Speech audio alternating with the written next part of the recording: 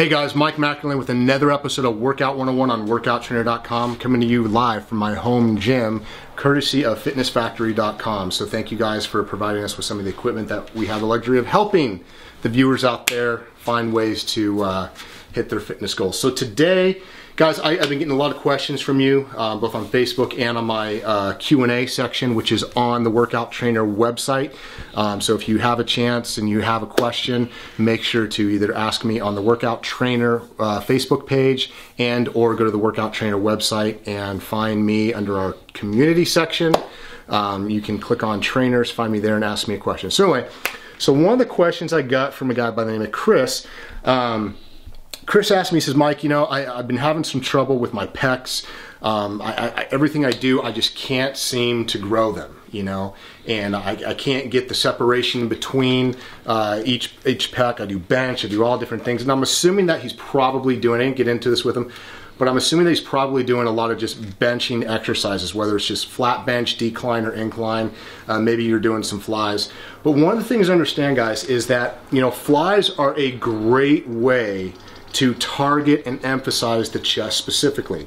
The reason why is because flies are a movement that is it's a single joint exercise. It's not a multi-joint. What that means is when you're doing a pressing movement, like in a bench press, you have your elbow and your shoulder that are moving, okay? Now, the more joints that you have moving, the more muscles you have working. So when you're talking about a muscle group like the chest, you primarily want to target just one specific joint or movement pattern that allows you to hit that muscle, because yes, you can do a lot more weight when you're benching, but that's because you have your triceps, your shoulders, and other muscle groups assisting other than just the chest. But if I want to target one specific area, the chest contracts like this. If I were to hook up an electric current and actually hit this muscle and it contracted, my arm would come forward. It wouldn't do this, it wouldn't do that.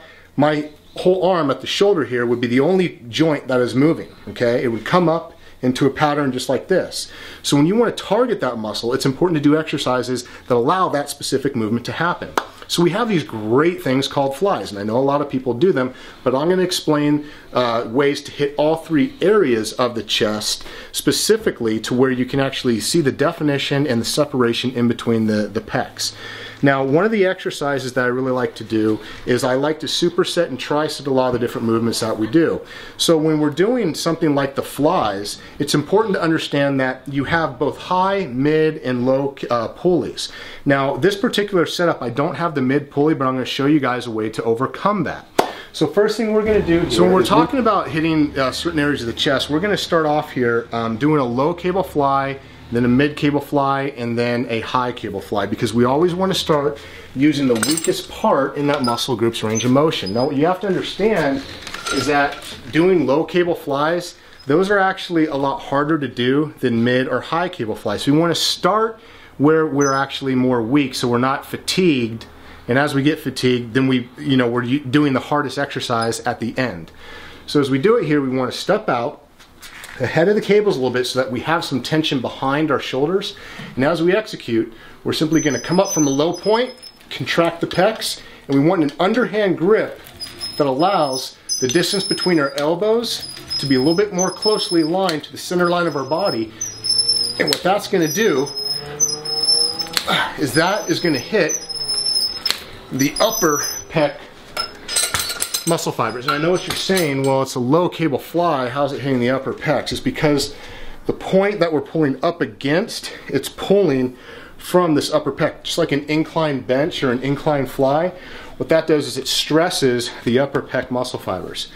As soon as we finish off there, we're going to hit into a mid cable fly, and we're going to step out. Now this is high, this is a high cable, but we don't have the luxury of moving the pins down to where it's more even with our center line.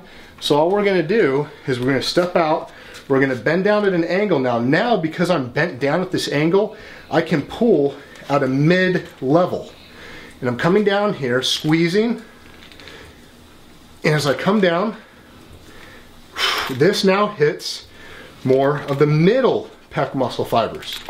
Okay, I'm going to do my set, relax. As soon as I get done with that, now we've hit the upper, the mid, Now we want to hit the lower pec muscle fibers. So as we come down here, now we want to stand in an erect position, and we want to come down and now do a high cable fly.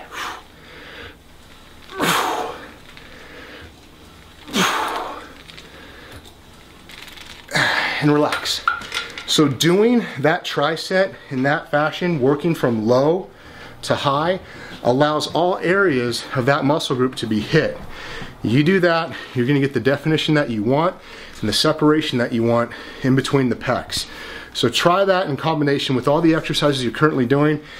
If you guys want a workout program that utilizes this specific tri-set, make sure to log on, check out workouttrainer.com. All the workout programs there, guys, are free. You can have access to any one of them. Download our iPhone app so you can take it with you to the gym. If you guys have any questions, again, please ask me either on Facebook or in my Q&A section on the trainer. Until next time, guys, it's Mike McInerney with workouttrainer.com and Workout 101. Take care.